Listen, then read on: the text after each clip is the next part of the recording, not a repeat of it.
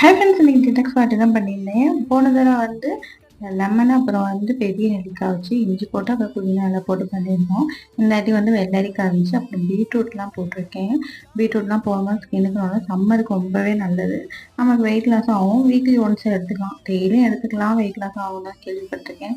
டெய்லிலாம் வேணாம்னு சொல்லிட்டு நான் வீக்லி ஒன்ஸ் எடுத்துக்கணும்னு சொல்லிட்டு நான் வந்து போன தடவை வந்து அப்படியே வந்து சியா சீட்லாம் ஊற போட்டு வச்சுருந்தேன். அப்படியே வந்து பாட்டிலில் ஃபில் பண்ணிட்டு அப்போ உடனே குடிச்சிட்டேன். நல்லா ஊறி சோக் பண்ணி இருந்தால் தான் நல்லா வந்திருக்கும்.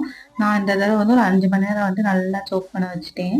ஆனால் இதோட பெஸ்ட்டு வந்து நீங்கள் நைட்டே வந்து கட் பண்ணி போட்டுட்டு நல்லா அந்த நைட் ஃபுல்லாக ஓவர் நைட் வந்து சோக் ஆகிருக்கும். காலையில் கொடுக்கும்போது நல்லாயிருக்கும். நான் ஒரு 5 மணி நேரம் ஊற போட்டுட்டு அப்படியே செட் பண்ணி குடிச்சாச்சு.